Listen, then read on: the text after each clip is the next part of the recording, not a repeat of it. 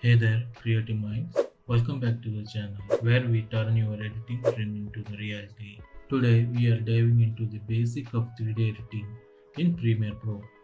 If you ever wanted to add little extra dimension to your project, this is a video for you. Let's get started.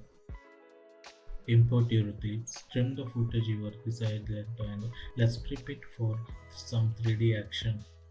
Go to the effects panel and search for basic 3D. Drag and drop this effect onto your clips in the timeline. You will see the effects control panel appear in the effect control panel. Here you can play around the setting like swivel, tilt and distance to image. Adjust this to give your footage a dynamic 3D look. Don't be afraid to experiment. Sometimes the best effects come from a bit of trial and error. To make your 3D effect come to life, we need to animate it.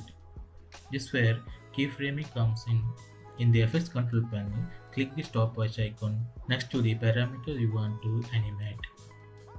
Set keyframes at the beginning and end of your clips. Adjust the value to create movement.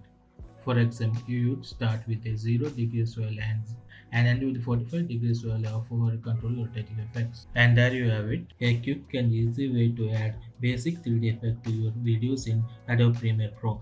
If you found this tutorial helpful, make sure to hit that subscribe button and give a thumbs up. Don't forget to click the bell icon so never miss update.